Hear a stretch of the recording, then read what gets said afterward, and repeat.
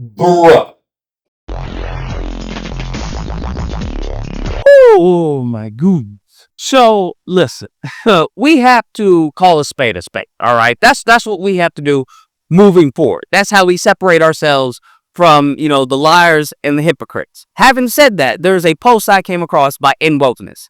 If you've ever been on Twitter just for a few seconds, you know EndWokeness is a very racist account. It's probably ran by some type of, incel, or maybe an Indian person or a Pakistani, because apparently a lot of them are running these white nationalist accounts. But hey, do what you got to do. And they post this clip. It's a very short snippet of Zohran Mamdani, and he's eating rice with his hands, and it's supposed to come off as like a candid interview. The person's asking him, hey, you're Muslim, you're a socialist, you're something else, right? And he's asking, where did you get these views when it comes to the world? So the third holy grail of taboos in American politics, you have socialism, you have Islam, and then you have Palestine. And you are really going for the trifecta. Let's go, baby. Let's go. Tell me, why is Palestine a part of your politics? When you grow up as someone, especially in the third world, you have a very different understanding of the Palestinian struggle. And John Ron responds with, I got these views from, being in the third world. You view the whole Palestinian situation different. I get what he's saying, right? I get that how, you being in the first world, you may have a different outlook on what's going on in Gaza as opposed to someone who may be in that situation or close to it. I understand, right? That's just what I got.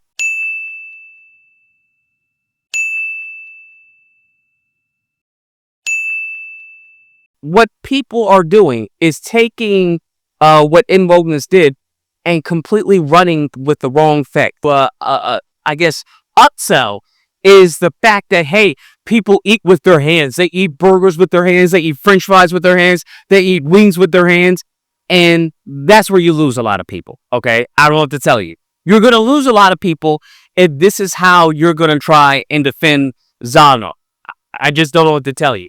Because to try and compare eating rice with your hands in the United States of America, which is not custom, it is not a norm here to do that, with eating a burger or wings with your hand is Cooper for Cocoa Puffs. Come on now, dog. I don't know what to tell you. That's not a good look. That's really dumb. That's a really dumb way to frame it. Because no one in their right mind would try and make that comparison.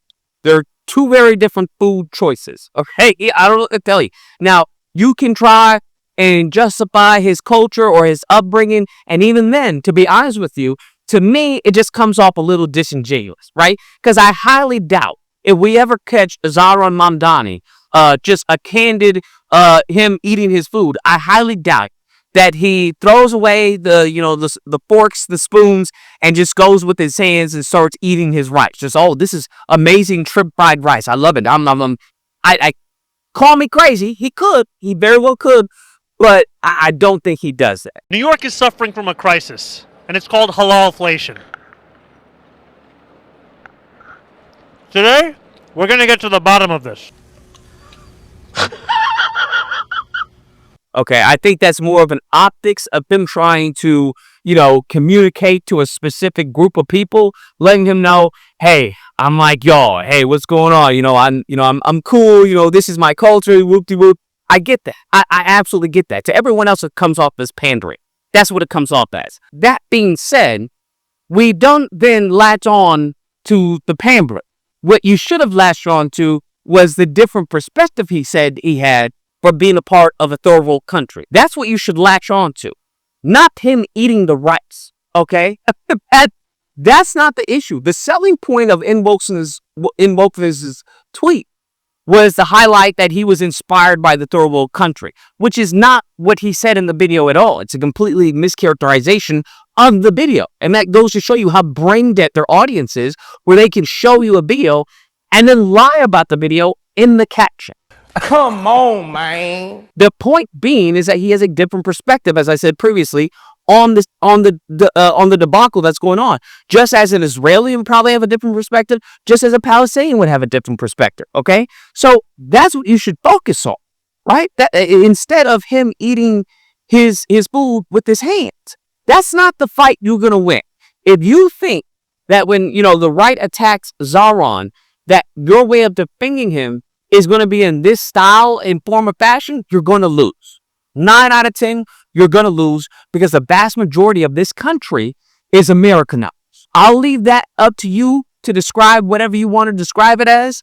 But for the most part, in America, we don't eat rice with our hands. I don't know what to tell you. It's just simple as that. Now, we understand that other people do. Different cultures may eat different food items with their hands, rice and stuff like that. That's not what we do here in America. We use utensils. So you have to take into account how much of the pandering could potentially backfire, right? That's what you have to get. It's kind of similar to Hillary Clinton talking about she keeps hot sauce in her purse. There comes a point in time where the pandering is seen as disrespectful. There comes a point a point in time where the pandering can backfire and people get turned off by it. Just as what it is. I know there are a lot of people who are progressives, especially the people who voted for him. A lot of white Asian people are like, yes, absolutely. But I would argue that many people aren't accustomed to people eating rice with their hands in public on a bench. I don't know what to tell you while having an interview. That, as an American, that's not what we do here, okay? What are you doing? We don't do that here. It makes you come off as disingenuous.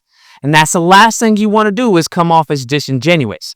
Because if you're representing Zohran Mamdani and you're rooting for him, you don't want to come off as disingenuous because then now we have guilt via association.